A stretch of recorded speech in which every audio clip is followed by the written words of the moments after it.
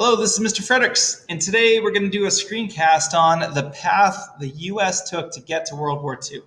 And it is a complicated path at that. This is the path, these little steps, and the U.S. is going to get dragged through these steps to eventually finding itself in its second World War in about 20 years. Certainly not the path it wanted to take, but nevertheless it happened. So let's look at it. So we're going to begin this journey with World War I in 1914. Because you can't talk about World War II unless you talk about World War I. Now, it starts, and 3 years later, the U.S. shows up late, but it does show up and even helps win. So I guess the Allies were pretty happy about it. So we joined World War I, and we helped win, but there was a cost, and that cost was a massive amount of life lost. And we also spent a massive amount of money. So the U.S. left that war frustrated. It was supposed to be the war that ended all wars. But what did we get in return? Nothing. It didn't seem to solve anything. As of 1920, the world started falling apart as it always does. Hitler rose to power. Stalin's going to take over in the Soviet Union. Mussolini's going to take over in Italy. Japan was on the rise, militarily speaking. So by the 1930s, the world just did not look good. World War I did nothing, did not accomplish any objectives. So as of 1920, or really 1930, the U.S. said, you know what, I'm going to ignore the world, never letting that happen again. So it's time for isolation. We're going to be by ourselves. Don't worry, we love ourselves, happy to be on our own. We're going to ignore the League of Nations and stay out of it. So during the 1920s, isolationism worked great. We saved lives, we saved money, we minded our own business, but then came 1935, and boy, are some storm clouds coming that are going to prove difficult. So Italy invades Ethiopia, and do we help with that? And President FDR certainly wanted to help, did not want Italy to start conquering everything, but the American people were like, no, absolutely not. We are consumed with the Great Depression. We are isolationists. We don't want to get dragged into world affairs. Congress echoed what the people said by passing the Neutrality Act of 1935. This is the first major step. Actually, I shouldn't say that. This is a step to basically tie the hands of FDR. FDR wanted to do right, wanted to do good, wanted to stop aggressive nations, but he can't do it because the Neutrality Act of 35 had a couple of rules, one of which said if any two countries get into a war, the United States is not allowed to trade with either side. Now, why no trade? Why would the Neutrality Act say that? Because if we trade with warring nations, we're going to have to send merchant ships there to trade. Now, if you remember with World War I, Britain had set up a huge blockade with the warring nation of Germany. And that blockade was so effective that as a result, when we were trading with Europe, we massively traded with Great Britain and almost nothing at all with Germany because they were blockaded. This was such a trade imbalance that it made Germany angry. Why? Because we were essentially funding the war through our trade in commerce with Great Britain. Germany was losing the war because they weren't getting any of that trade, so they started sinking our ships because they thought it was inequitable, and it was. And the most famous example was in 1915 during World War I when the Lusitania went down, killing 128 Americans. So the Sussex went down within a year later. 4 Americans were injured. March 1917, Germany sunk 4 more ships with their unrestricted submarine warfare campaign. And we ended up going to war because of that. Those sunken ships dragged us into the war. So this time we're not trading with warring nations. That trade leads to sunken ships, which leads to us going to war. No, thank you. Rule number 2 of the Neutrality Act, no loans either. Not only can we not trade, we can't give loans. Now, why? Goes back to World War I. The U.S. during World War I gave a massive amount of money to the warring nations. And by that, I mean completely imbalanced. We gave over $200 billion to the Allies and almost none to Germany.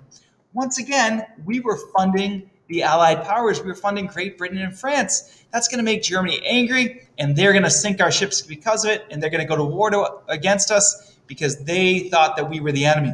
And in reality, we were. We were totally funding the Allied cause with our trade and our loans. Now, on the other hand, the Neutrality Act is going to come under some criticism. Now, what is that criticism? Well, specifically when two countries fight, the United States wasn't allowed to do loans to either side or trade with them. We know this. Now, that sounds fair. It sounds equal. but it's not equitable. It's actually totally unfair because the aggressor nations don't need our trade, don't need our loans. It's the victim, the people that are getting attacked, the weaker powers. They're the ones that need us to trade. So by us saying, no, we're going to remain neutral, we're not going to trade with either of you, no loans to either of you, we're actually helping out the stronger power of the two, the attacker. So we're helping countries get conquered by pretending to be neutral with our Neutrality Act. Victims can't defend themselves without help. So what are examples of this? Well, in 1935, Italy invaded Ethiopia. We did not help Ethiopia because we're being neutral, and Ethiopia got crushed. So the Neutrality Act of 1935 hurt the Ethiopian people. In 1936, Italy and Germany invade Spain. Do we help? No, we're being neutral. So we're not going to help. We're not going to trade with them, give them loans. Now, the Neutrality Act completely hurt Spain because the fascist leader Francisco Franco didn't need trade with us or loans because Italy and Germany were helping him. However, Spain, the government, needed all the help they could get, but we couldn't give it. So Spain's going to get crushed, overthrown, and the fascists are going to take it over. So neutrality isn't always so neutral. In 1937, same thing, Neutrality Act. Japan invades China, all-out attack. Do we help? We can't. The Neutrality Act stops us. So that said, China is getting crushed because we're being neutral. But again, Japan's not the one that needs the help. So FDR finally is upset. He's like, Ethiopia, Spain, and now China. No, this Neutrality Act is awful. So he gives a speech in Chicago on October 5th, 1937, famously later labeled the quarantine speech, FDR calls for an international quarantine against the epidemic of world lawlessness. Now, what does that mean? His idea is that when somebody gets really, really sick, you quarantine them, you block them off against the rest of the world so it can't spread. Now, that's his idea from his quarantine speech. He says that the Axis powers are the disease in this metaphor. They're trying to conquer the world, spread their terribleness. So certainly the Axis powers were spreading just like a disease. So what does FDR say to do in that speech? Well, the medicine to help this disease is weapons. Let's give weapons to all the countries that are under attack. Let's surround the aggressor nations with stronger countries. So you take that disease, the Axis powers, and you give weapons to all those countries surrounding it so that it's not easy for those aggressor nations to conquer anybody. But Congress is like, and the American people, same thing. They're like, we want the U.S. to stay isolationist. We don't want to get dragged into their wars. We can't be helping all these countries out. So, here's one point of view. FDR, you call upon us to be the police of the world that has chosen to follow insane leaders. Why would we do that? It's not our problem. We don't need to police the world and take care of everyone. So this would be an example of China not being too happy with that opinion. But as of 1937, there was some change. FDR had gotten Americans to say, you know what, maybe we need to do more. So a new law gets passed. The Neutrality Acts of 1935 get updated, modified, replaced with the Neutrality Acts known as the Cash and Carry Act of 1937. So we're still going to be neutral. But now when two countries fight, we can now trade with them. So we can actually trade, but only non-war goods. We can't give war goods because that will make us seem like we're helping them fight the war. No, only non-war goods. So, and primarily in 1937, we were thinking of Great Britain and France. That's who we're going to help out as they come under pressure. Also, hopefully China. Now, the U.S. at this point is happy and whatnot, but there is a catch. The Cash and Carry Act of 1937 that we pass, while we think it's kind of helping Britain and France, there's some restrictions, some stipulations. Now, the cash part says the countries that we're helping have to pay us with cash. Now, why is that? Because in 1915, we gave so many loans to the Allied powers that we looked like the enemy and Germany is going to attack us. So we don't want that to be looked at this way. If we're going to give no loans, if we're going to give help to these countries, they have to pay cash. We can't be seen as giving them free stuff. Also, the deal for Britain and France was, if you want our help under the cash and carry law, you got to carry it yourself. So we'll give you all the supplies you need to win this war. However, carry it yourself. Now, why is this? Because in 1915, we had a bunch of supplies on a ship called the Lusitania. It got sunk, and that almost brought us into the war. In fact, it kind of indirectly did. So no, Britain and France, you got to pay in cash, so we're seen as not just helping you, and you got to carry the stuff yourself so our ships don't get sunk, pulling us into the war. So there's a huge move right there. So FDR with the cash and carry law of 1937 starts chipping away at that neutrality. Absolutely. And then in 1938, Hitler starts conquering, takes the Rhineland, Austria, the Sudetenland, Czechoslovakia, and then the biggest move at all in 1937 made the world seem like it was ending. He invades Poland. Now, this is the beginning of World War II because Britain and France officially declare war. Now, Americans at this point are like, woo, this just got real. They start to get upset. It seems like Hitler is no longer just a paper tiger. He's actually going to try to conquer the world. So Americans start to think differently, move slightly away from neutrality. This political cartoon, kind of a Dr. Seuss cartoon, really captures the way that FDR and Americans have been thinking for a while. Forever, they had thought that, you know what, Europe's going to be in a huge mess, but the US is safe with this ocean between us. But as this cartoon starts to imply, Americans start changing their thinking. Nope, just because we're in a different bed doesn't mean that sickness is not going to spread to us. So slowly Americans say, maybe we should do a little bit more. In 1939, they replace, a year and a half after it was passed, the Cash and Carry Act of 37 with the Cash and Carry Act of 39. I know, really original name, right? So this chips away at that neutrality. Now, not only can the U.S. sell goods to warring parties, but they can also sell war goods. So this is a huge step towards getting closer to moving away from neutrality. So the target of this was Britain and France. We have to help Britain and France. Now that this war is on, Germany is going to go battle with them, and we need to help these countries. Now, FDR publicly says we're going to give all aid short of war. So the American people don't want to go to war, but we will give them materials and war goods necessary for Britain and France to win. Problem is, you might say that this is too little, too late. I mean, Hitler's going to move pretty quickly. I don't know how much our trade is going to help, even of war weapons. But come 1940, Germany does exactly that. They defeat France. France had battled for 4 years to win World War I, and now they went down in 6 weeks. And the U.S. was close with France. France was one of the strongest countries in the history of the world.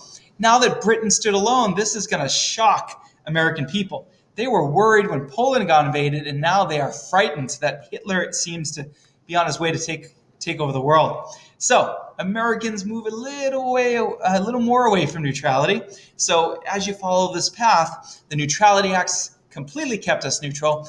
And then in 1937, cash and carry allowed us to kind of help Britain and France as long as they paid cash and carried their own supplies. Then we were allowed to sell military equipment to Britain and France in 39, moving away from neutrality. And then U.S. mobilization, really going to chip away at neutrality. So at this point, now that Britain stood alone and France had surrendered, the U.S. actually gets so worried they start to mobilize to get ready for war. So they institute a draft, basically saying from now on, we're going to increase our troops by about 1,000%, up to 1.4 million. So they start drafting people. They start putting factories together and order 19,000 more planes, military planes. They also the U.S. decides in 1940 to build a much bigger Navy. They order 150 Navy ships so they can have a 2-ocean Navy. And that's a huge move here. Now, why do they do that? In large part because they knew that Japan was as big of a threat as Germany. And of course, Japan's going to be angry when we make a decision to have a 2-ocean Navy. They see it as basically us targeting them, and they were right. So Japan's going to immediately start to assess what they have to do about the United States. So that's certainly going to move us towards war. But do we go to war to help Great Britain in 1940 at this point? Now that Britain stands alone, do we decide to join the war to help them out? And FDR is like, yeah, we really should. But the American people are like, nope, I remember World War I, we're not doing it. So it's still a big no. At this point, there's a committee that's been formed under the leadership of a guy named Charles Lindbergh, the first guy who flew over the Atlantic Ocean in 1927 in a single passenger plane. Well, his committee is called the American First Committee. He's saying we need to stay out of this war. We need to defend America first. We can't be giving endless amounts of money and weapons to Britain, trying to save them and China. So we can't help the Allies. We don't want that will cause us to get dragged into the war, just like World War I. We got to worry about ourselves, mind our own business. need these supplies. We can't be sending over billions of supplies to Britain. What if we get attacked? We need to keep it. So again, America First said isolationism is the only safe path that will keep us out of this war. Let Europe fight its own war. Let Asia fight its own war. We can stay out of it. Now, there was some criticism of Charles Lindbergh and the American First Movement. This was another Dr. Seuss cartoon that really criticizes it. Basically, America First was saying, no, don't worry. The Nazis who are conquering everybody, they're not going to come at us. They'll go in a different direction. And of course, the person who this cartoon's implication is, do you really think the Nazis are going to stop at everybody else? You're fooling yourself. We need to prepare. We need to join this war. We need to stop them while we can. So come 1940, there's a new British problem. So those U.S. goods that we were sending to them under cash and carry, well, the problem is German U-boats are now surrounding Britain. They're sinking these ships, hundreds of ships. And there's a massive amount of deaths, and Britain's not getting the goods they need to survive. So this would lead to a British surrender. The U.S. has to do something about it. Things have gotten more important. So this now leads to a little chipping away of that neutrality. In 1940, we do a destroyer for bases deal. Now, what did we give to Britain to help them with this whole submarine issue? We gave them 50 really old destroyers, 50 really old warships that can help protect all those merchant ships that we're sending over. This will give them that protection so that they can keep getting these consumer goods and maybe live to keep fighting against the German invasion. Now, these supply ships, I got confused for a moment. Now, what did Britain give to us? Because we weren't just going to give them something for free, because then that would be like we were helping them with a war effort and Germany could attack us because we'd no longer be neutral. So to make this a fair economic trade, Britain gave us what? They gave us 10 military bases. We were allowed to lease them because the United States was always frightened that we might get invaded from Europe, specifically the Nazis at this time. So we were worried about an invasion from the east, from Western Europe even, and so we got 10 military bases in return. These are the locations of the 10 military bases, all owned by the British. The British allowed us to lease them, I think, for 100 years. Now we can almost build a defensive wall if we ever get attacked, specifically by the Nazis. So these naval bases are going to help us. Now, period of time goes by. 1940 changes into 1941. And even with all those U.S. ships, Britain is just going down hard. They're being starved as the U-boats start sinking all those commerce ships. They are alone without allies. The Battle of Britain is occurring. Just the Germans are nonstop every night, annihilating them through the Blitz and just destroying everything about the British. So this is one of the worst times in British history. Now, if they surrender, the world is in trouble. Britain is a couple steps away from surrendering, super weak at this point. They're not going to last much longer. So what does the U.S. do? FDR says we have to become the arsenal of democracy. We have to keep the British on life support. Now, an arsenal literally is just a group of weapons, right, where you keep weapons. FDR is like, we have to provide that for Britain to keep them alive.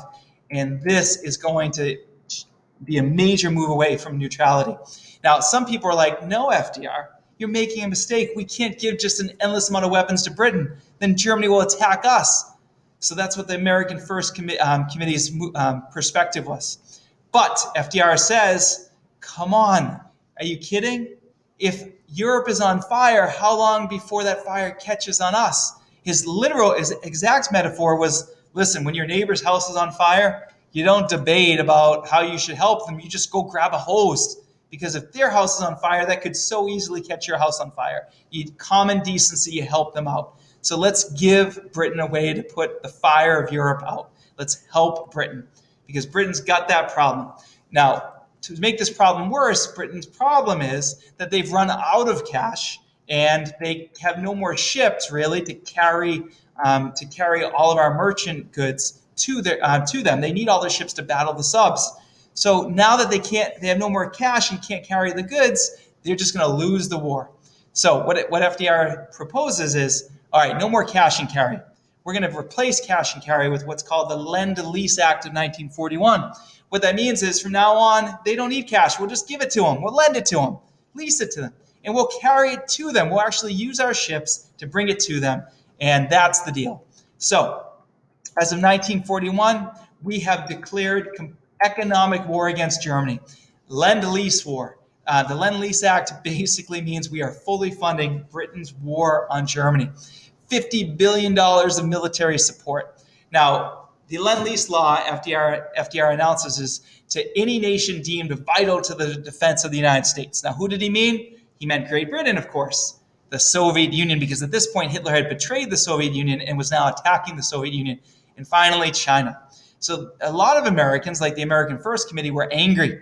They didn't want the U.S. to give billions of dollars to evil Stalin, and he was evil. But, Charles Lindbergh would express that opinion. He's like, I'd prefer to be allied with the Nazi Germany to those godless, barbaric jerks in the Soviet Union. Now, Winston Churchill, though, said the opposite point of view. If Hitler invaded hell, I certainly would want to help the devil, paraphrasing, of course. So basically, Churchill's like, the enemy of my enemy is my friend. Stalin might be the devil, but you know what? I'll team up with Stalin because Hitler is worse. So the American First Committee is angry.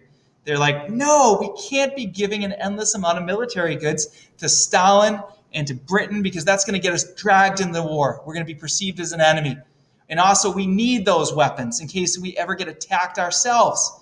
So this is kind of that path. We went from neutrality acts to cash and carry with military goods in 1939, to the U.S. mobilizing and starting to build up our military, to us giving old destroyers to Britain so they could protect themselves, to suddenly the Lend-Lease Act where we're funding the war for the Soviet Union, China, and Britain by giving them an endless amount of weapons. It's clear to say that we're no longer neutral at this point. It's just chipping away at it. Well, on August 14th, 1941, Roosevelt announces he's going on a 10-day fishing trip, because why wouldn't you? But it's a secret. He's actually secretly going to meet Winston Churchill. So he goes on the USS Augusta, and they meet right off the coast of Newfoundland, right near one of those military bases the U.S. is now leasing. And Churchill's hoping for a U.S. declaration of war. But FDR says, I can't do it. The American people don't want that. So instead, what they do is they release a joint statement that they're now partnered kind of against Hitler informally, and they release a statement about war aims, more about after the war, that after World War II is over, that how they wanted to, they basically released all these goals about a better world. So this is going to be called the Atlantic Charter, this speech, this announcement, and it's going to be the beginning of the alliance of the Allied powers, which is basically kind of group of countries all against Hitler. So it's the formation of the unbeatable alliance of Britain and the U.S., but not yet a military alliance because the U.S. is still staying out of the war. But it's a huge step away from neutrality. The Atlantic Charter is basically, this is our team, Britain, us. We're against Hitler. And the world applauds. Finally, the U.S. is taking a huge step forward, even though it's just rhetoric and words at this point. So the Atlantic Charter is here. It's going to be an agreement, but not a written agreement, more of a verbal one. Here they are, the two militaries on that ship, and here they are sitting, and they're going to announce it on the radio to the world that they're teaming up. And they list off their goals. And now we're not going to focus on the goals right now. It's basically everything that Woodrow Wilson said after World War I, but a huge one was self-determination. We're going to free all the peoples of the world so that nobody can ever get conquered again like these evil Nazis are doing. This definitely turns out to be a little hypocritical, because later Churchill says he didn't really mean it. He only meant that he was going to free the countries conquered by Hitler. All of his empire, the British Empire, would still be ruled by him. And Russians later said, we liked the Atlantic Charter, but that doesn't mean we have to give up the lands we conquered too. It's going to end up being kind of a letdown, hypocritical to speak. Although the U.S. meant what we said, we think. So either way, back to Lend-Lease. Now, making the goods was the easy part. Delivering them, not so easy. Basically, it's super dangerous to deliver all those goods to Britain across the ocean. After all those subs are surrounding Britain. So at this point, to chip away at neutrality, what happens is the USS Greer that's in the Atlantic Ocean on September 4th, 1941, the USS Greer gets torpedoed. Now it survives, and then it goes after the sub that torpedoed it and starts doing all these depth charges. But basically, this was the first direct act of war between Germany and the U.S., military fighting on military. And both sides are angry. Both blame each other for causing the conflict. We'll never really know what happened. But either way, we blame them for attacking the Greer.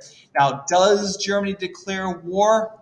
No, they don't. Their hands are completely filled. Even though they hate the U.S., they don't want the U.S. to join, because they are battling two fronts now, Britain, Soviet Union. I mean, they're just all over the place, North Africa.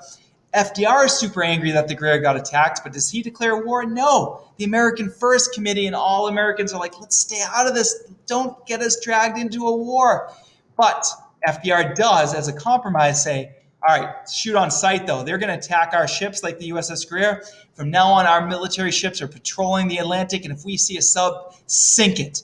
So that's a pretty big deal to say you're going to sink another country's ships. So neutrality, totally out the window. U.S. battleships at this point are escorting the supply ships. Remember, under Lend-Lease, we are bringing goods over to them, and our military ships are now protecting them. And if a sub comes anywhere near them to sink them, we're going to sink them on site. Now, FDR's order is bring them all the way across the ocean except 400 miles away from Britain.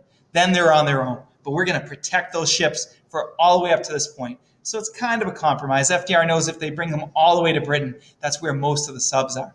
So at this point, it's just playing with fire. Not only are we supplying the goods, but we have military ships protecting them, and we're sinking German subs. So we have gone a long way.